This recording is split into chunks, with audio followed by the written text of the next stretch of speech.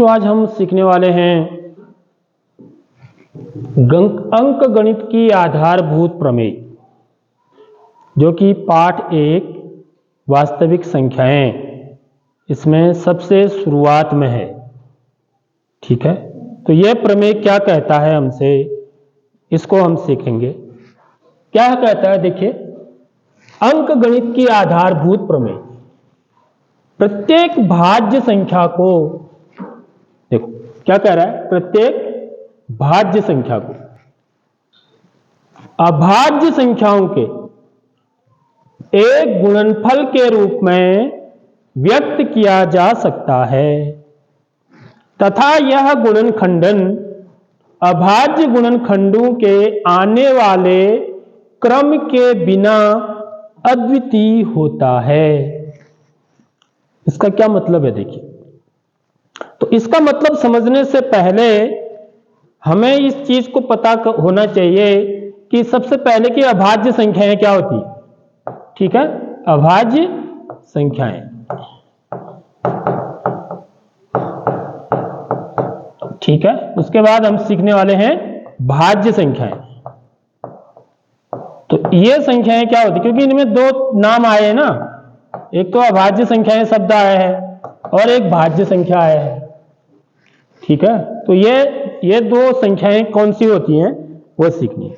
तो अभाज्य संख्याएं तो आपको पता ही है ना, किनको बोलते हैं हम अभाज्य संख्याएं?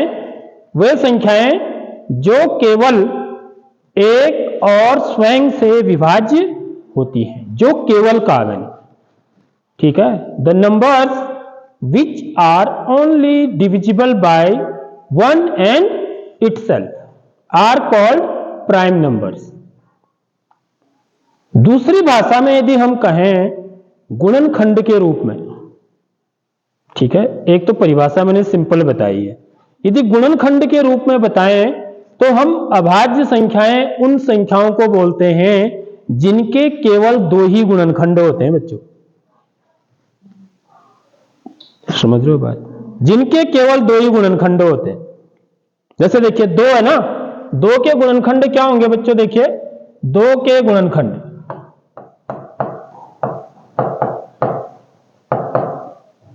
क्या होंगे बताओ। एक तो क्या होगा, एक होगा, और दूसरा क्या होगा, दो ही होगा। समझ रहे हो बात। ऐसे तीन के गुणनखंड लिखूंगा तो एक होगा या तीन होगा। ठीक है, यदि मैं चार के गुणनखंड लिखता हूं, देखिए चार के गुणनखंड, चार के गुणनखंड, चार के गुणनखंड क्या क्या होंगे देखिए। ठीक है, एक तो क्या होगा, एक होगा, एक तो सबका ही होता है, पहली बात तो ये समझ लो। ठीक है, एक पर सबका अधिकार है, तो एक सभी संख्याओं का गुणनखंड होता है। दूसरा गुणनखंड क्या होगा, मतलब चार में किसका भाग जाता है ना, पूरी पूरी बात किसका जाता है, दो का, और तीसरा चार ही होगा। तो देखिए चार के तीन गुणनखंड हो गए। ठीक, तो जिन संख्याओं के केवल दो गुणनखंड होते हैं उनको अभाज्य संख्या बोलते हैं। जिन संख्याओं के दो से ज्यादा गुणनखंड होते हैं उनको भाज्य संख्याएं बोलते हैं। इसलिए चार कैसी संख्या है, भाज्य संख्या है। मेरी बात आ गई समझ में। दो से ज्यादा यदि गुणनखंड हैं तो भाज्य संख्या है, यदि केवल दो ही गुणनखंड हैं तो अभाज्य संख्या है।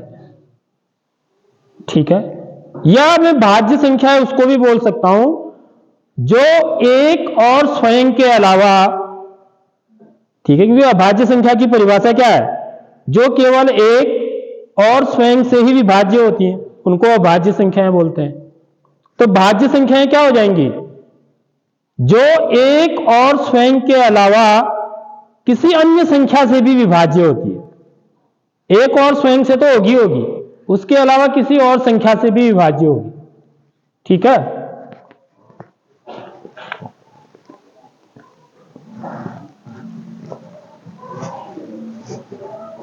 तो वो संख्याएं जो एक और स्वयं के अलावा किसी अन्य संख्या से भी विभाज्य होती। देखो 1 और 4 से तो विभाज्य ही है, लेकिन 2 से भी है ना साथ में, तो इसलिए एक ऐसी संख्या है भाज्य संख्या। क्लियर बात? या गुणनखंडों के रूप में आप इसकी परिभाषा याद कर लो।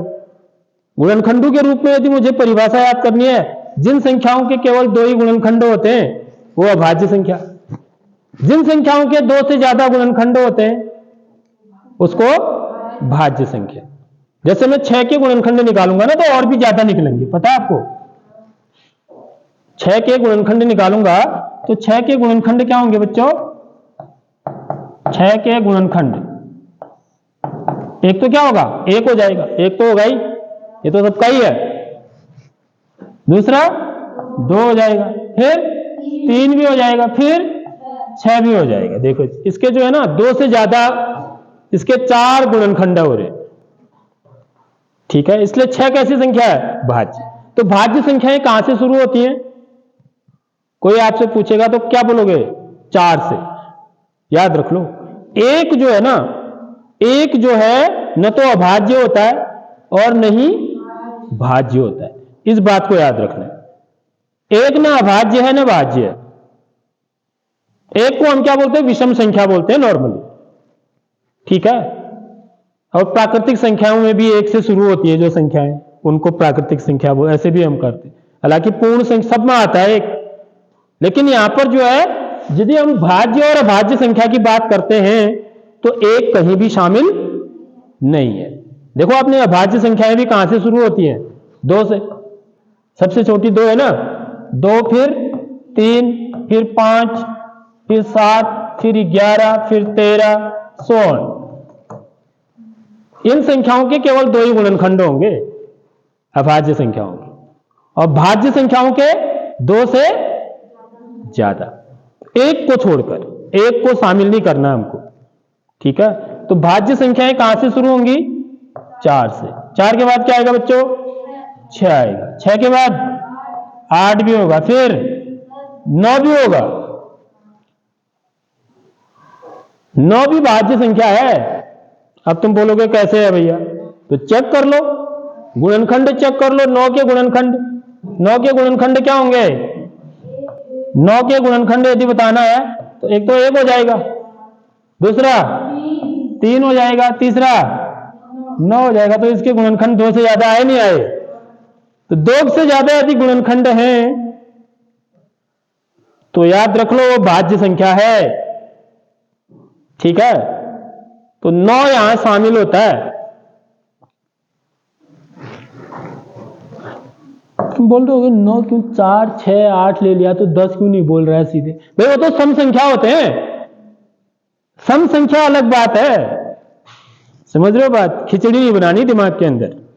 सम संख्या उसको बोलते हैं हम जो 2 से विभाज्य होती है, समझ रहे हो बात? ये भाज्य संख्या है। भाज्य संख्या उनको बोलेंगे जिनके 2 से ज्यादा गुणनखंड होंगे, या आप ये बोल सकते हैं कि वे संख्याएं जो एक और स्वयं के अलावा अन्य किसी संख्या से भी विभाज्य होती हैं। अभाज्य संख्याओं का ठीक उल्टा भाज्य संख्या। भाज्य का उल्टा क्या हो गया? अभाज्य। भाज्य का विलोम अभाज्य। कईयों का विलोम लगाते बनाते समय हम क्या लगा देते हैं? और लगा देते हैं ना, लगाते नहीं लगाते हैं? जैसे हैं सुंदर, क्या बोला आपने? हैं? हाँ, जैसे शुद्ध, शुद्ध और अशुद्ध। शुद्ध का विलोम करना है तो अ लगाए थे, अशुद्ध। ऐसी भाज्य का विलोम है तो अ लगा दिया, अभाज्य।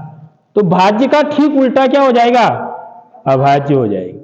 यानी कि इनके बीच में जो बच रही है ना संख्याएं बच्चों, वो सब अभाज्य भाज्य होंगे, समझ रहे हो? तो 9 10 फिर 12 14 ये सब भाज्य संख्याएं हैं, ठीक? कॉन्सेप्ट समझ में आ गया भाज्य अभाज्य का? तो सबसे पहले कॉन्सेप्ट समझ में आना है। अब इस प्रमेय पर जाते हैं हम। देखिए अब ये प्रमेय समझ में आएगा।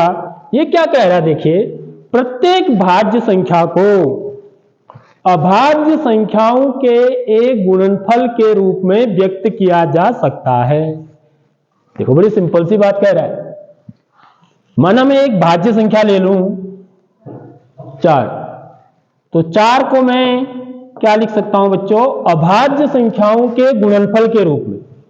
ठीक है, यदि मैं 4 के गुणनखंड निकालूं तो सबसे पहले किससे? अभाज्य गुणनखंड निकाल, तो 2 अभाज्य संख्या है, 2 दूनी 4, फिर 2 का भाग 2 में 1 बार, तो 4 को क्या लिखूंगा मैं? 2 गुणा 2। तो अभाज्य संख्या ये कि ये दोनों संख्याएं कैसी हैं? 2 और 2 कैसी संख्याएं? अभाज्य हैं। और ये कैसा है? भाज्य। तो भाज्य संख्या को मैं किस रूप में लिख सकता हूं? अभाज्य संख्याओं के गुणनफल के रूप में। देखो ये गुणा के रूप में। समझ में आ रही बात? उसके बाद बस ये तो पहला चीज समझ में आ गई। किसी भी भाज्य संख्या को हम अभाज्य संख्याओं के गुणनफल के रूप में लिख सकते हैं। अब सेकंड बात क्या बोल रहा है? देखिए, इससे नीचे वाली बात बोल रहे हैं। देखो ये भी बड़ी इंपॉर्टेंट बात है। ठीक, अभी मैं एक और एग्जांपल ले लेता हूं, 6 ले लेता हूं। जैसे 6 को अभाज्य गुणनखंड के रूप में कैसे लिखेंगे हम बच्चों? 2 गुणा 3 लिखेंगे। ठीक है, अब ये क्या कह रहा है? अब सेकंड वाला ना यहां से समझ में आएगा, क्योंकि यहां तो दोनों क्या है? सेम है। पहला वाला गुणनखंड भी क्या है? 2 ही है, दूसरा वाला भी क्या है? 2 ही है। तो इसको मैं यदि आगे पीछे करूं तो क्या बनेगा? इस 2 को मैं आगे लिख दूं तो 2 बनेगा, इस 2 को आगे लिखूं तो 2 ही बनेगा, 2 गुणा 2 ही आएगा। समझ में आ रही बात? लेकिन मैं इसको क्या कर सकता हूं? इसको यदि मैं आगे करूं तो 3 आगे लिख सकता हूं, 2 पीछे लिख सकता हूं। समझ रहे हो नहीं समझ रहे हो बात? 3 को आगे कर दिया, 2 को पीछे लिख दिया, ऐसे भी लिख सकता हूं मैं। यही बात बोल रहा है सेकंड वाला जो बोल रहा है बात। वो क्या कह रहा है? तथा यह गुणनखंडन अभाज्य गुणनखंडों के आने वाले क्रम के बिना अद्वितीय होता है। यदि हम उसको क्रम की कोई वो न करें, चिंता न करें कि कौन पहले आ रहा है, कि 2 पहले आ रहा है या 3 पहले आ रहा है। ठीक है, तो ये क्या होता है? अद्वितीय होता है। अद्वितीय का मतलब होता है एक और केवल एक, one and only one is called अद्वितीय। इसको अंग्रेजी में बोलते हैं यूनिक। यूनिक होता है। जैसे भारत का राष्ट्रपति क्या है? अद्वितीय, एक और केवल एक ही है। 2 राष्ट्रपति हैं क्या? नहीं हो सकते हैं। तो प्रधानमंत्री 2 हो सकते हैं? नहीं हो सकते। प्रिंसिपल 2 हो सकते हैं स्कूल के? अध्यापक 2 हो सकते हैं? हो सकते हैं। अध्यापक तो 2 से ज्यादा कितने हो सकते हैं? प्रधानाध्यापक एक ही होगा। जो एक ही होता है सिर्फ उसको अद्वितीय बोलते हैं, वन एंड ओनली वन। ठीक है, तो यहां पर देखिए, तो ये क्या है बच्चों? चाहे 2 गुणा 3 कहो या 3 गुणा 2 कहो, ये क्या है? अद्वितीय है। क्योंकि इनमें क्या है? या तो 3 है या 2 है, इसके अलावा कोई और नहीं है। समझ में आ रही बात? हम क्रम की चिंता न करें बोल रहा है। देखो ये, तथा यह गुणनखंडन अभाज्य गुणनखंडों के आने वाले क्रम के बिना। देखो आने वाले क्रम के बिना, क्योंकि क्रम को क्या कर सकते हैं हम? आगे पीछे कर सकते हैं। यदि हम क्रम की चिंता न करें, समझ रहे हो? क्रम का मतलब मैं 3 को आगे लिख रहा हूं या 2 को आगे लिख रहा हूं, इसकी चिंता ना करें तो यह अद्वितीय है। क्योंकि 6 के गुणनखंड अभाज्य गुणनखंड में 2 और 3 ही आएंगे, उसके अलावा तीसरा कोई भी अंक नहीं आ सकता है। आ सकता है या नहीं आ सकता? इनके अद्वितीय है, 2 और 3 ही होंगे इसके अभाज्य गुणनखंड। भले आप 2 को पहले लिखो या आप 3 को पहले लिखो, उससे कोई भी फर्क नहीं पड़ेगा। इसकी मैं एक बात करता हूं आपसे। एक बार मैं एक बच्चे की कॉपी देख रहा था, तो एक ने जो है ना गुणनखंड लिखे थे, उसने 6 के ही गुणनखंड लिखे थे।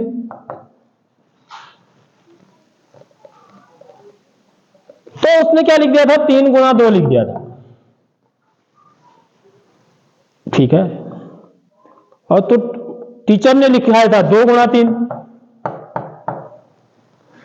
तो उनकी आपस में बहस होगी, टीचर बोले ये सही है, वो बोले ये सभी सही है, तो कौन सही है? हैं? दोनों सही है। इससे कोई भी फर्क नहीं पड़ता कि मैं 3 आगे लिखूं या 2 को आगे लिखूं। यही तो बात बोल रहा है। दूसरी वाली बात यही बोल रहा है। पहली वाली बात तो यह है कि हम किसी भी भाज्य संख्या को अभाज्य संख्याओं के गुणनफल के रूप में व्यक्त कर सकते हैं।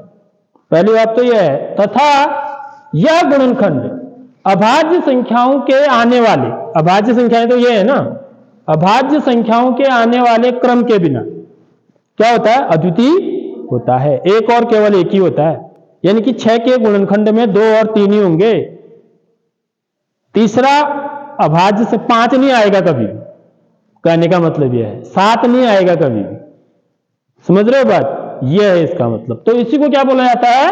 अंक गणित की आधारभूत प्रमेय कहा जाता है। समझ रहे हो बच्चों?